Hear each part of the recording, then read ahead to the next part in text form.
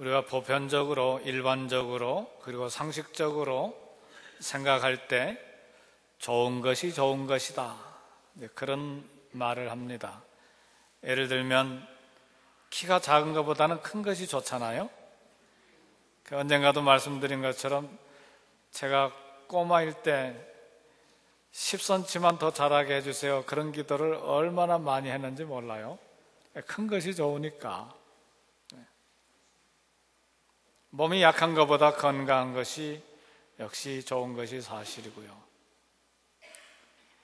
이름 없이 무명으로 사는 것보다 밖에 나가면 어느 관공서에 들어가든 알아주는 유명세가 있는 그런 유명한 사람이 좀 더 낫다, 그렇게 생각할 수 있습니다.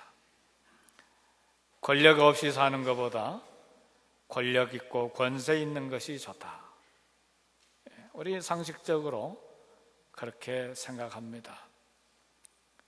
가난한 사람이 좋겠어요? 부유한 사람이 좋겠어요? 불신자나 신자나 모두 다 가난한 것보다는 부자인 것이 좋겠다, 보편적으로 그렇게 생각을 합니다. 그것은 나라뿐만 아니고, 그리고 개인만 아니고 우리 교회도 역시 마찬가지입니다. 우리 교회도 재정이 약한 것보다는 강한 것이 좋다. 왜요? 재정이 강하면 구제도 많이 하고 선교도 마음대로 하고, 그리고 얼마든지 교육 훈련 프로그램도 하고, 신년 이 특별 새벽 기도회를 제가 2주 동안 인도했는데, 이제 3년 되니까 특별 새벽 기도 오면 무엇 설교해야 될까 이제 걱정되기 시작했어요.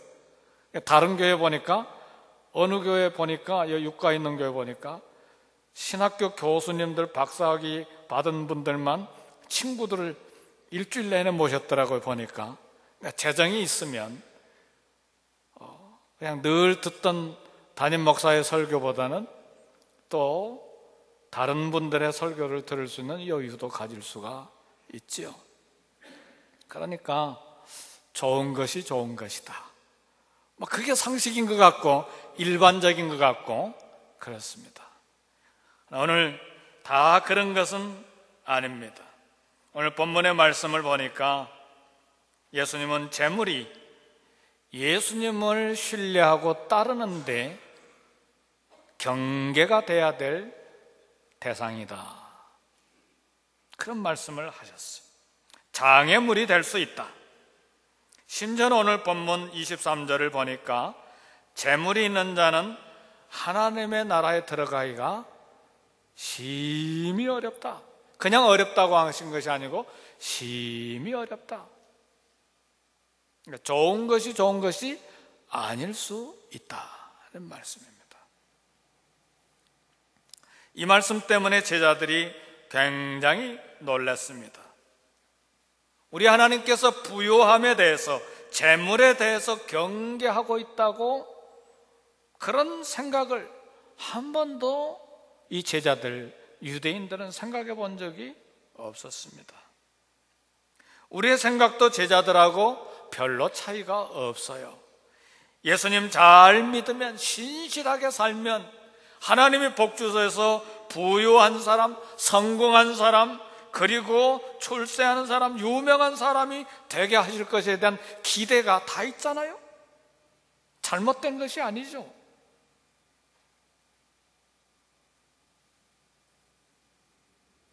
그러나 이 아침에 본문의 말씀을 통해서 재물을 경계하신 우리 주님의 교훈을 듣기를 원합니다.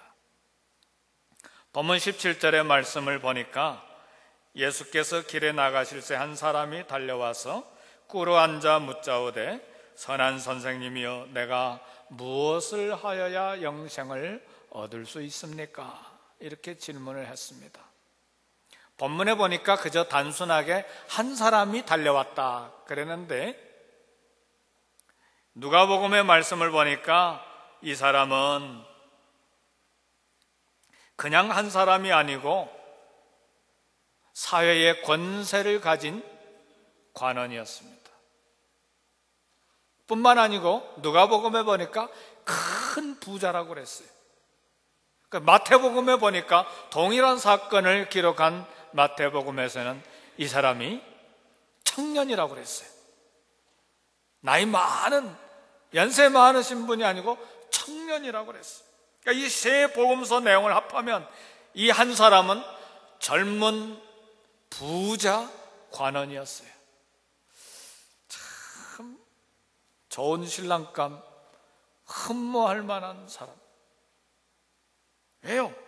나이는 젊었지, 사회적으로 권세 있는 관원이었지, 거기다 경제적으로 돈이 많은 부자였기 때문에 이 사람 젊은 나이에 경제적으로 사회적으로 이미 상류층에 들어간 흠모의 대상입니다. 유명 인사예요. 근데 오늘 본문의 내용을 보니까 이 사람은 젊은 청년에다가 경제적으로 사회적으로 이미 유명 인사, 출세한 사람이었을 뿐만 아니라 출세할 만큼 그런 자격을 갖췄다는 생각이 들어요. 예수님 앞에 나오는데 열정적인 사람이었어요. 밤에 온 것도 아니고 몰래 온 것도 아니고 예수님 앞에 나올 때 달려 나왔어요. 문제 해결을 위해서 적극적으로 뛰어든 사람이에요. 그리고 이 사람은 보니까 겸손한 사람이었어요. 이 젊은 나이에 출세했으니 얼마나 교만할 수 있겠습니까? 주님 앞에 무릎을 꿇고 앉아서 그의 문제를 해결받기를 원했습니다. 인격을 갖춘 사람이에요. 열정을 가진 사람이에요. 그것으로 끝나지 않냐고 본문의 내용을 자세히 보면 대부분 많은 돈을 가지고 있는 경우에 마음도 타락하고 육체도 쾌락에 그냥 던져 넣는 경우가 많습니다. 일반적입니다. 그러나 이 사람 육체적인 쾌락에 몸과 마음을 빼앗기지 아니한 사람이에요. 왜요? 이 젊은 부자 청년은 다가올 하나님의 나라 그리고 영생에 대해서 갈증을 가지고 있었어요. 그래서 그 문제를 해결하기 위해서 주님 앞에 달려 나온 것입니다. 그리고 무릎을 꿇어서 앉은 사람입니다. 근데 우리 주님께서 이 사람의 질문을 들으시고 문제가 있음을 발견했습니다. 이 젊은이가 질문한 내용은 선한 선생님이요, 내가 어떻게 해야 영생을 얻을 수가 있겠습니까? 두 가지입니다. 영생을 얻는 데는 뭔가를 해야, 뭔가 노력하고 뭔가 열심히 해야 되고 더구나 뭘 해야 되느냐? 선한 일을 해야 영생을 얻을 수 있으리라. 그런 생각을 이 젊은이가 가지고 있었습니다. 영생에 대해서 오해가 있었어요. 그는 선을 행해야 영생을 얻는다고 생각을 했어요. 그래서 그 영생을 얻기 위해서 이 젊은이가 했던 일이 뭔가, 어려서부터 율법을 지키는 일에 얼마나 힘써왔는지 몰라요. 살인하지 않고 간음하지 않고 도둑질하지 않고 거짓말하지 않고 속여서 남의 것을 빼앗지 않고 부모를 공경하는 이 일, 6계명에서 10계명까지 철저하게 정직하게 깨끗한 마음으로 지켜온 사람이었어요. 그의 말은 진실했습니다. 진실한 고백이었어요. 10장 21절 말씀 보니까 예수께서 그를 보시고 사랑하사, 이 말씀에서 증명이 되는 것입니다. 청년의 진실하고 깨끗한 삶을 우리 예수님께서 사랑하셨습니다. 그러나 청년은 행위로 영생을 얻을 수 있다는 잘못된 생각을 가졌어요. 행위로 영생을 얻을 수 있으면 사실은 예수님이 필요 없거든요. 도덕적으로 윤리적으로 잘 살기만 하면 그 행위 가지고 천국 가면 돼요. 문제가 여기에 있는 것입니다. 그래서 우리 주님은 청년의 생각이 문제가 있음을 가르쳐 주시기를 원하셨어요. 그래서 결정적으로 그의 한 가지 부족을 지적하셨어요. 율법을 다 지켰는데 율법의 핵심이 이 청년에게 없었어요. 그래서 주님은 이 청년이 일생을 통해서 추구해온 정반대의 방향을 선택하도록 도전을 하셨어요. 21절에 예수께서 그를 보시고 사랑하사 이르시되 내가 아직도 한 가지 부족한 것이 있으니, 이 한 가지 부족한 것, 이걸 해야 영생을 얻는다는 말씀이 아닙니다. 너도 문제 있다 하는 말이죠. 한 가지 부족한 것이 있으니 가서 내게 있는 것을 다 팔아 가난한 자들에게 줘라. 그리하면 하늘에서 보화가 내게 있으리라. 그리고 와서 나를 따르라. 점점 이 청년의 문제가 무엇인지 핵심으로 우리 주님께서 들어가고 계세요.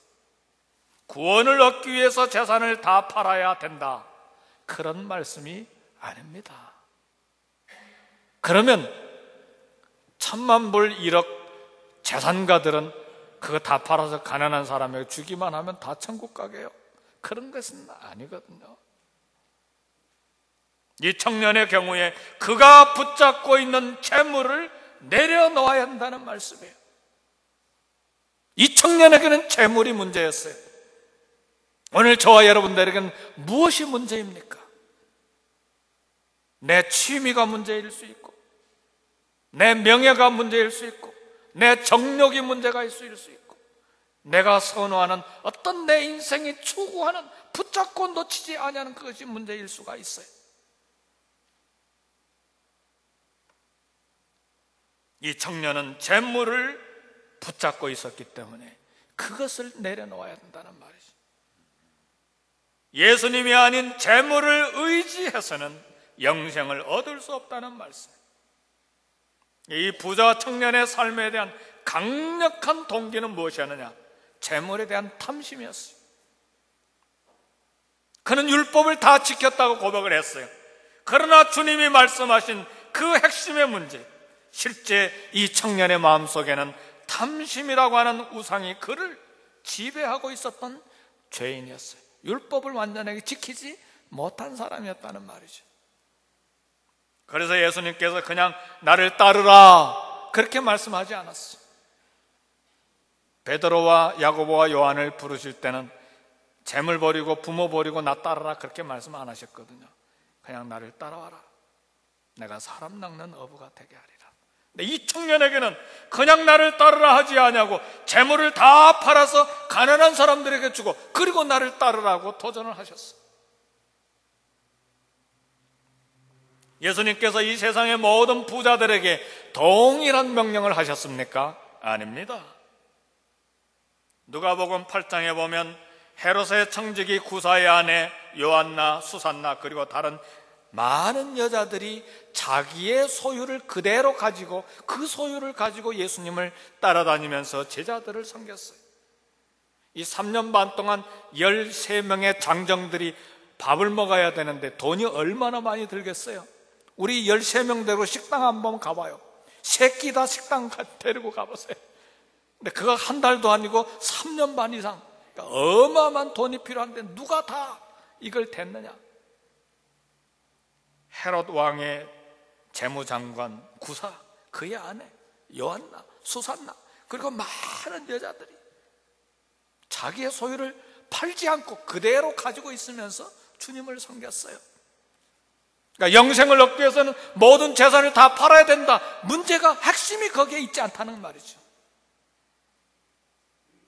이 부자 청년의 경우는 예수님을 믿고 따르는데 재물이 결정적으로 방해가 됐다는 말이죠.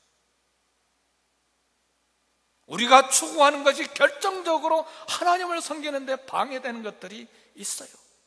주님께 가까이 나오지 못하고 적당한 거리를 두고 내 울타리가 있는 거예요. 이것이 이 청년의 문제인데 그것이 이 청년에게는 물질, 재물, 소유한 돈이었다는 말이죠. 22절의 말씀 보니까 그 사람은 재물이 많은 거로 이 말씀으로 인하여 슬픈 기색을 띠고 근심하며 가니라. 메시아를 택할 것이냐 돈을 택할 것이냐의 문제에 있어서 이 청년은 예수님 메시아를 버리고 돈을 택했다는 말이죠. 다시 말하면 영생에서 떠났다는 말입니다. 영생에서 떨어져 나갔다는 말입니다. 그래서 우리 주님이 23절에서 말씀합니다. 부자가 천국에 들어가는 것이 심히 어렵다. 그리고 비유로 24절에서 25절에서 말씀하시는 내용은 부자가 천국에 들어가는 것이 낙타가 바늘귀로 나가는 것 훨씬 쉽다. 그러니까 다시 말하면 낙타가 바늘 구멍으로 나가는 것이 가능합니까? 불가능하죠. 바늘구멍에 실 하나 꽂는 것도 이제는 우리는 어렵습니다. 그렇죠? 그런데 어떻게 낙타가 바늘구멍으로 나갑니까? 불가능합니다. 그런데 이것이 부자가 천국에 들어가는 것보다 더 훨씬 쉽다는 말이에요. 그러니까 부자가 천국에 들어가는 것이 불가능하다는 말입니다. 굉장한 과장법이기도 하지만 우리에게 주는 충격적인 도전의 말씀이에요. 그저 오늘 좋은 설교 하나 듣고 좋은 교훈 하나 들었다, 그것으로 끝나면 안 될 문제, 오늘 우리도 결단해야 될 부분입니다. 제자들이 너무 놀랐어요.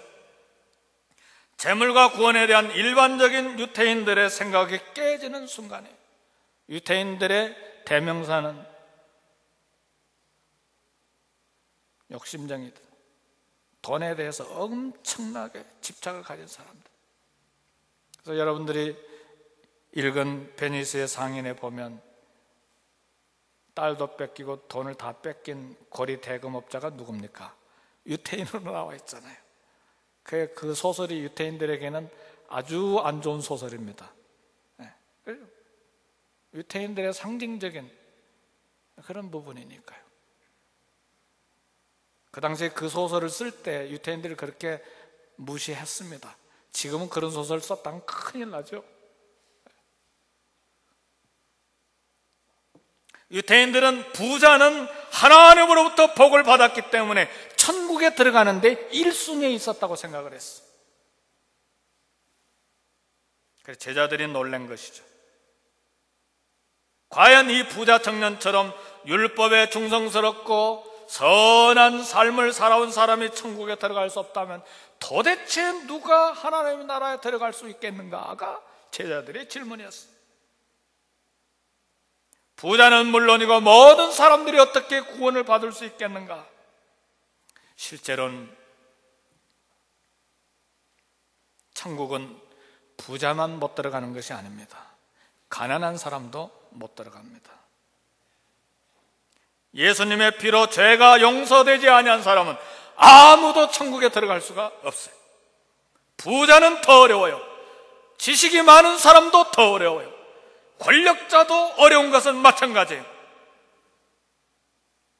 믿음보다는 우리 예수님을 의지하고 자기의 생명을 주님께 맡기기보다는 돈과 지식과 권력을 더 의지하는 경향 때문에 가진 자가 천국에 들어가기가 그토록이나 어렵다는 말이죠. 가졌다고 그래서 자랑할 게 못 됩니다.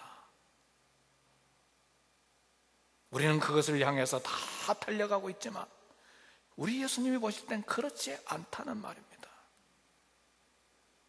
그것이 방해 요소가 될 수 있다는 말이에요. 그래서 제자들은 이 교훈에 충격을 받았어요. 쇼크를 받았어요. 그래서 주님께 여쭈었어요. 그게 26절입니다. 그런즉 누가 구원을 얻을 수 있는가 하니 27절에 주님이 대답하시기를 예수께서 그들을 보시며 이르시되 사람으로는 할 수 없으되 하나님으로는 그렇지 아니하니 하나님으로서는 다 할 수 있느니라. 감사하게도 저와 여러분들 누구든지 부자고 가난한 사람이든 지식이 있는 사람이든 무식한 사람이든 권력이 있는 사람이든 없는 사람이든 천국에 들어가기가 다 불가능한데 놀라운 긍정적인 좋은 복음의 소식은 믿음으로 천국에 들어갈 길을 우리 예수님이 만들어 놓으셨다는 사실입니다. 그 말입니다. 사람으로는 할 수 없지만 하나님으로는 그렇지 아니하니 하나님으로서는 다 하실 수 있다. 다시 말하면 이 부자도 바늘구멍을 뚫고 천국에 들어갈 수 있다는 말입니다. 하나님으로서는 할 수 있다, 이런 말이죠. 구원은 스스로의 노력과 공로로 얻을 수 있는 것이 아닙니다. 구원은 하나님을 절대적으로 의존함으로 들어가는 것이에요. 구원 얻는 믿음은 그래서 무엇이냐? 몸이 아픈데 기도해서 나았어. 어려운 문제가 있었는데 기도해가지고 이 어려운 문제를 풀었어. 그 믿음으로 천국 가는 게 아닙니다. 그런 믿음 불교에도 있어요. 불교에도 막 구다하고 해가지고 병 낫습니다. 그런 믿음 가지고 천국 가는 게 아니에요. 나의 구원을 위하여 십자가에 죽으신 예수님을 믿는 바로 그 믿음만이 구원을 얻는 믿음입니다.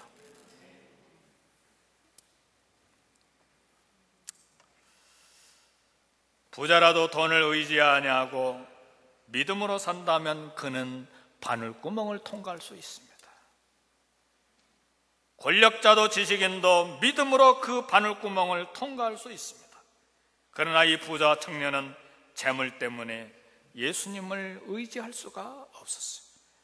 그래서 율법을 다 지켰음에도 불구하고 바늘구멍을 통과할 수가 없었다는 말이죠. 그는 재물을 선택하고 믿음을 포기한 것입니다. 사랑하는 성도 여러분, 오늘 본문의 말씀은 가난 애찬론이 아닙니다. 오해하지 마시기 바랍니다. 가난 애찬하는 것이 아닙니다. 가난한 사람이라고 해서 더 영적인 사람입니까? 돈이 없는 가난한 사람이라고 해서 믿음이 더 좋습니까? 그런 거 아닙니다. 부자라고 해서 물질적인 사람이고 부자라고 해서 죄가 더 많은 사람입니까? 성경은 그렇게 말하지 않아요. 부자이면서 재물의 지배를 받지 않냐고 주님을 잘 섬기는 성도들이 이 땅에 얼마나 많은지 몰라요. 11조를 드리며 가난한 사람보다 부자가 11조가 더 많으니까요. 자기가 가진 소유를 가지고 하나님을 섬기는 일에 감동을 주는 성도들이 하늘의 별처럼 많아요. 이 LA에도 많아요. 사랑하는 성도 여러분, 1년에 500명씩 신학생들 장학금 주는 분이 이 캘리포니아 살고 있다는 거 아세요? 한국 사람인데? 깜짝 놀랐죠? 처음 듣는 이야기죠? 우리를 감동시키는 사람들이 하늘의 별처럼 많다는 걸 알아야 돼요. 서울에 있는 사랑의 교회 장로님 이랜드 박성수 회장 1년 매출액이 70억 달러가 넘어요. 이거 오래전에 통계입니다. 바쁘신 양반이에요. 그러나 지금도 자기 사무실에서 새벽 5시만 되면 성경을 가지고 제자 훈련하고 있어요. 이게 얼마나 감동적인 사실입니까?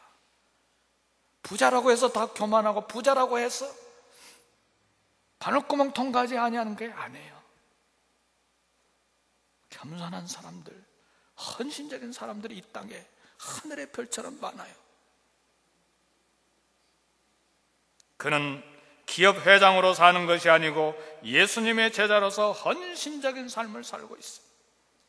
그러나 일반적으로 재물이 많은 사람들, 권세가 많은 사람들, 지식이 많은 사람들, 예수님을 믿는 것보다는, 예수님을 의지하는 것보다는 내 재능과 재물과 권세와 지식을 더 의지하는 위험이 있다는 말이죠.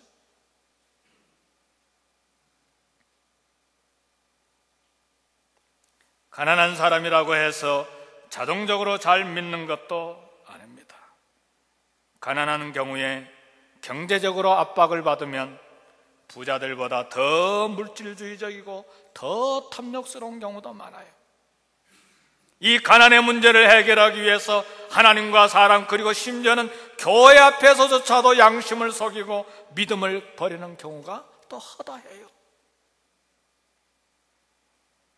그러나 오늘 이 시대에 살아가는 성도 여러분, 가난한 사람들 가운데서 부흥이 일어나고 있다는 사실을 알아야 합니다. 부자 나라가 아니고 부자 나라인 유럽에서 부흥이 일어나는 것이 아니고 세계의 가난한 나라들 가운데서 교회가 급속하게 부흥되고 있다는 사실을 알아야 돼요. 인도네시아에서, 중국의 가난한 저속교회에서, 그리고 아프리카의 가난한 나라 가운데서 교회가 부흥하고 있어요. 한국도 교회 성장이 끝났습니다. 30대, 40대 선교사로 헌신하는 사람들이 없어요. 50대가 넘어야만 선교사로 헌신합니다. 그러니까 다 좋은 게 아니다.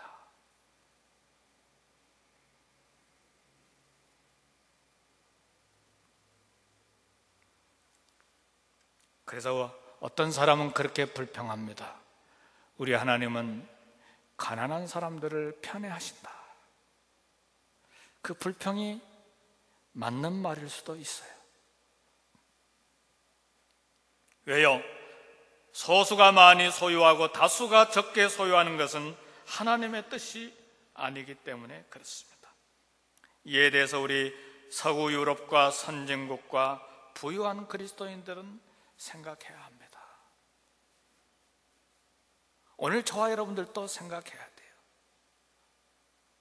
미국에 사는 사람들 평균 하루 소비하는 돈이 $67입니다. 전 세계 1억에서 2억이 남는 사람들, 아프리카, 아시아 가난한 사람들이 하루에 소비하는 돈은 60센트에서 70센트입니다. 그러니까 저와 여러분들은 부유한 사람에 속합니다. 그리고 우리가 아시아, 아프리카를 좀 가봐야 돼요. 방글라데시에 가보니까 집 밑에 돼지가 살고 진흙창의 물 속에서 살고,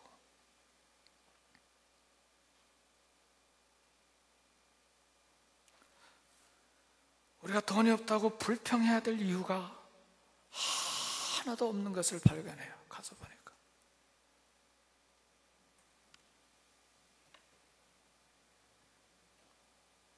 지금 이 시간에도 가난 때문에 질병을 치료하지 못해서 수백만 명의 사람들이 죽어가고 있습니다. 오늘 서구 사회와 유럽 사회에서는 오늘 또 체중을 줄이기 위해서, 이 몸무게 나가는 체중을 줄이기 위해서 음식 적게 먹이를 애를 쓰고 있지만, 그래서 돈을 들여가면서 운동하느니라고 피트니스인가 뭔가 그런 데 가서 애를 쓰고 그러지만, 오늘 저녁에도 배고픔 때문에 숟가락을 놓지 못하고 잠자리에 들어가는 사람이 얼마나 많은지 몰라요. 그 현장을 봐야 돼요. 그 현장의 생생한 증언을 위해서 이번 우리 교회가 5분의 선교사님들을 초청합니다. 이번엔 선교사님들 돈 안 받겠대요. 사례금 안 받겠대. 선교사하고 왜 자꾸 돈하고 연결시키냐? 우리 순수한 마음으로 하겠다. 그래서 오시는 분들이에요. 동부 쪽에서 이 선교 축제 하려면 10,000단위 이상 돈이 들어가야 됩니다. 부부의 왕복, 비행기표 끊어줘야지, 호텔 잡아줘야 돼. 돌아갈 때 빈손으로 못 보냅니다. 적어도 1,000불씩은 줘야 됩니다. 저도 뉴저지에 가가지고 그렇게 대접받고 왔었거든요. 선교사 때. 이분들이 오늘 이번에 와서 선교지를 생생하게 간증하기를 원해요. 우리 교회를 위해서가 아니고 선교를 위하여.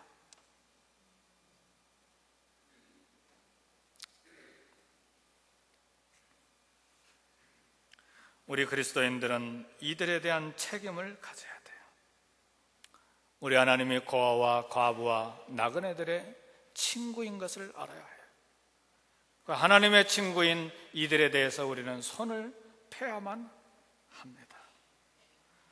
그러나 오늘 말씀의 핵심은 믿음으로 영생을 받느냐, 행함으로 영생을 받느냐, 거기에 핵심이 있는 게 아니에요. 핵심은 어디에 있느냐? 헌신에 있다는 거죠. 어디에 헌신하느냐? 헌신은 강요해서 되는 것이 아닙니다. 부자 청년이 예수님의 도전을 거절하고 떠났을 때에 베드로가 28절에서 주님께 말씀을 드립니다. 주님, 보십시오. 우리가 모든 것을 버리고 주를 따랐나이다.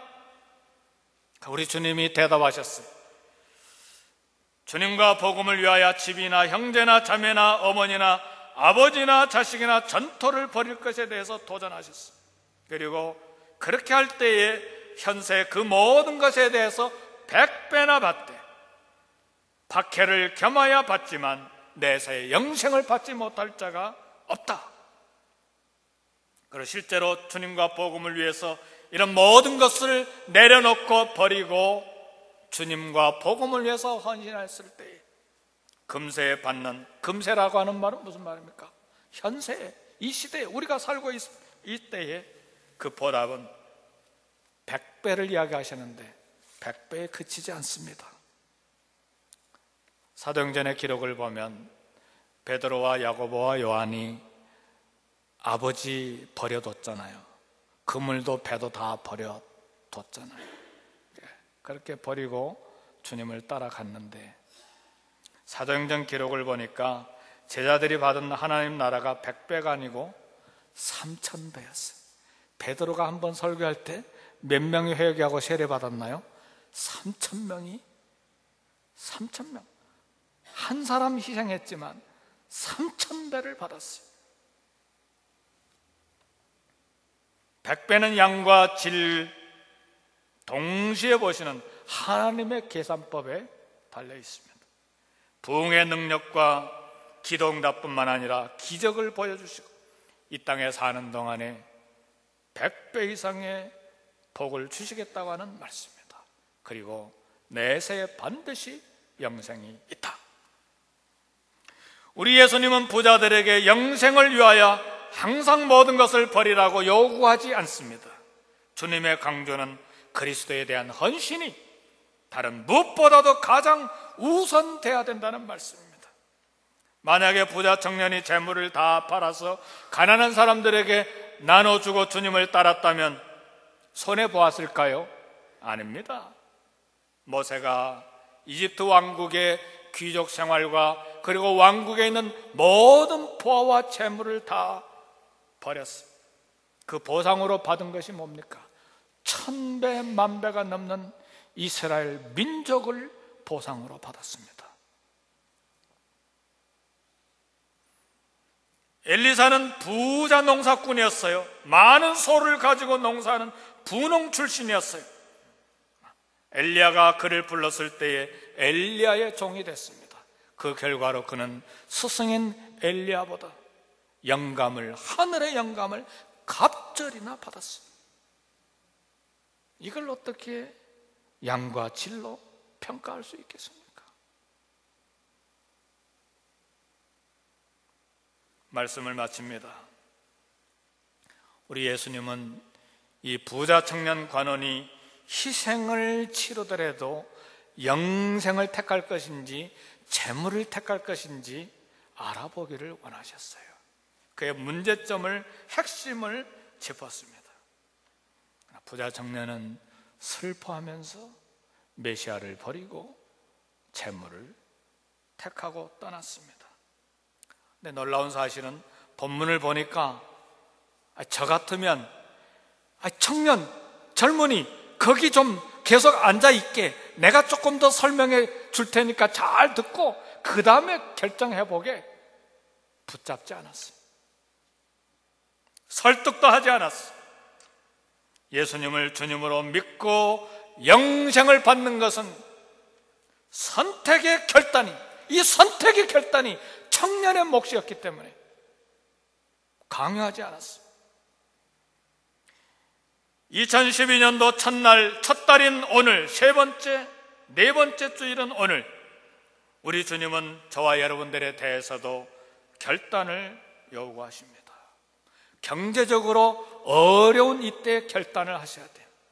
이 경제적인 어려움이 지나가고 하나님께서 미국 땅에, 한국 땅에, 그리고 저와 여러분들에게 복을 쏟아주시기 시작하실 때는 결단이 어렵습니다. 11조 100불 낼 때가 쉬워요? 만불 낼 때가 쉬워요? 가난할 때가 결단하기가 쉬워요? 지금 결단해야 돼요. 11조 만불 내기는 지극히 어렵습니다.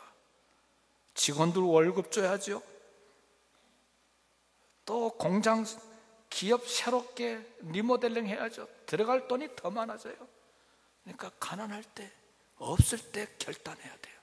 이것이 내 몸에 익숙해져야 돼요. 이것이 내 삶의 철학이 돼야 되고, 이것이 내 헌신의 결단이 돼서 내 인생의 한 부분이 돼야 됩니다. 그래야 하나님이 이제 올해, 그리고 내년에, 그 다음에 우리에게 물부터 쏟아주실 때 하나님 앞에서 헌신할 수가 있어요. 결단하시겠습니까? 어려운 문제인 모양이죠. 아멘 소리가 없네요. 네, 여러분, 내 삶의 우선순위가 영생에 있는지 재물에 있는지, 이 선택에 대한 도전, 우리 주님이 강요하지 않습니다. 강요하지 않되 설득하지도 않습니다. 주님과 복음을 위한 헌신의 질도, 퀄리티도 낮추시지 않습니다. 아, 믿음이 약하니까 좀 낮춰서 이야기할까? 우리 주님 그게 없어요. 주님에 대한 헌신의 우선순위도 바꾸지 않아요. 무엇을 버리고 무엇을 선택해야 될지, 헌신의 우선순위도 주님이냐, 메시아냐, 재물이냐, 양당간에 결정해라. 신앙생활은 어떤 면에서 평생 선택하고 평생 결단의 연속이 우리의 신앙생활입니다.